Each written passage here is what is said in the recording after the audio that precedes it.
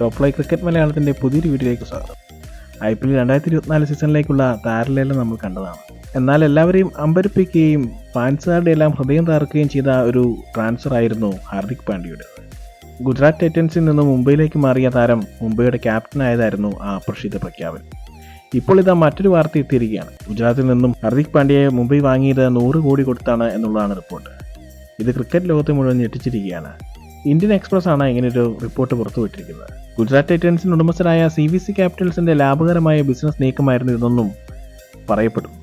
ഹാർദിക്കിനെ കൈമാറിയപ്പോൾ ഗുജറാത്തിന്റെ purse ബാലൻസിൽ 15 കോടിക്ക് പുറമെ 100 കോടിക്ക് അടുത്ത് വരുന്ന ട്രാൻസ്ഫർ ഫീസ് ലഭിച്ചു എന്നതാണ് റിപ്പോർട്ട്. മുംബൈ 5 തവണ IPL ചാമ്പ്യന്മാരാക്കിയ രോഹിത് ശർമ്മയെ ക്യാപ്റ്റൻ സ്ഥാനത്ത് നിന്ന് മാറ്റിയാണ് ഹാർദിക് പാണ്ഡ്യയെ ക്യാപ്റ്റനാക്കിയത്. കാരണം കഴിഞ്ഞ 2 സീസണിൽ ഒന്നിൽ ഗുജറാത്തിനെ ചാമ്പ്യന്മാരാക്കുകയും രണ്ടാമത്തേതിൽ ഫൈനലിസ്റ്റുകളാക്കുകയും ചെയ്തിരുന്നു.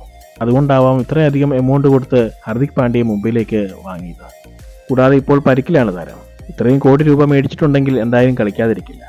ഇന്ത്യൻ ടീമിൽ കളിക്കാൻ താല്പര്യമില്ലെങ്കിലും മേടിച്ച പൈസയ്ക്ക് കളിച്ചല്ലേ പറ്റൂ. ഇത്തരം ക്രിക്കറ്റ് വാർത്തകൾക്കായി ഈ ചാനൽ സബ്സ്ക്രൈബ് ചെയ്യുക.